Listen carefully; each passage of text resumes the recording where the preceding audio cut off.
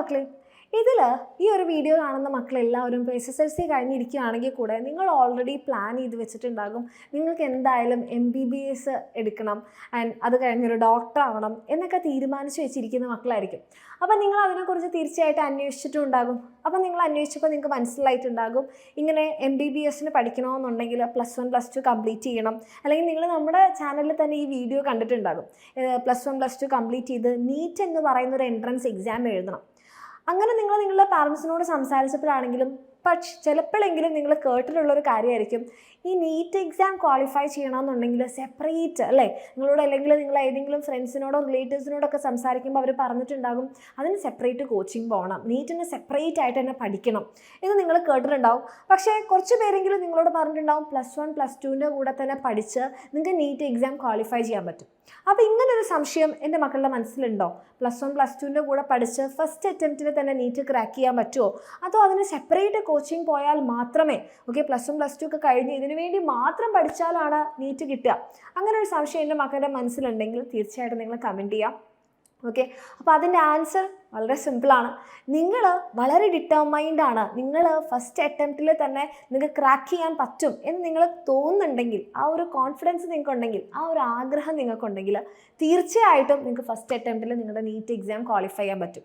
അപ്പോൾ അതെന്തുകൊണ്ടാണ് മിസ് ആഗ്രഹം കോൺഫിഡൻസ് നിങ്ങൾക്ക് അങ്ങനെ തോന്നുന്നുണ്ടെങ്കിൽ എന്ന് മിസ് പറയണമെന്ന് ചോദിച്ചു കഴിഞ്ഞാൽ, ആക്ച്വലി ഈ ഒരു നീറ്റ് എൻട്രൻസ് എക്സാമിൻ്റെ സിലബസ് എന്ന് പറയുന്നത് +1 +2ൽ നിങ്ങൾ പഠിക്കുന്ന നിങ്ങളുടെ ഫിസിക്സ്, കെമിസ്ട്രി, ബയോളജിയിലുള്ള കാര്യങ്ങൾ തന്നെയാണ്.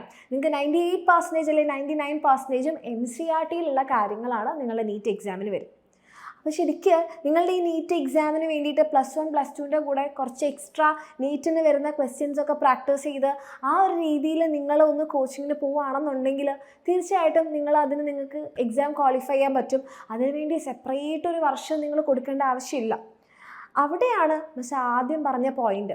അതായത് നിങ്ങളിതിനു വേണ്ടി ഡിറ്റർമൈൻഡ് ആണെങ്കിൽ, നിങ്ങൾക്ക് നേടാൻ പറ്റും, നിങ്ങൾ അതിനു വേണ്ടി വർക്ക് ചെയ്യാൻ റെഡി ആണെങ്കിൽ, ഓക്കെ, അങ്ങനെയാണെന്നുണ്ടെങ്കിൽ നമ്മൾ എന്താണ് കുറച്ചുകൂടെ വർക്ക് ചെയ്യേണ്ടി വരും. സാധാരണ നിങ്ങൾ +1 +2ന് നിങ്ങൾക്കറിയാം കുറച്ച് സിലബസ് ഉണ്ട് പഠിക്കാൻ. നിങ്ങൾ ഈ ഒരു 10ാം ക്ലാസ് വരെ പഠിച്ചുകൊണ്ടിരുന്ന സിലബസോ കാര്യങ്ങളല്ല. അതിൻ്റെ കൂടെ നിങ്ങൾ കുറച്ചുകൂടി എക്സ്ട്രാ എഫേർട്ട് ഇടാൻ റെഡി ആണെന്നുണ്ടെങ്കിൽ നമ്മൾ ഇതിനു വേണ്ടി ഒരു എക്സ്ട്രാ 1 ഇയർ ഒന്നും സ്പെൻഡ് ചെയ്യേണ്ട ഒരു ആവശ്യമില്ല. വളരെ സിമ്പിളായിട്ട് തന്നെ നിങ്ങൾക്ക് എന്ത് ചെയ്യാൻ വേണ്ടി പറ്റും, നിങ്ങൾക്ക് പഠിക്കാനും എക്സാം ക്രാക്ക് ചെയ്യാനും പറ്റും.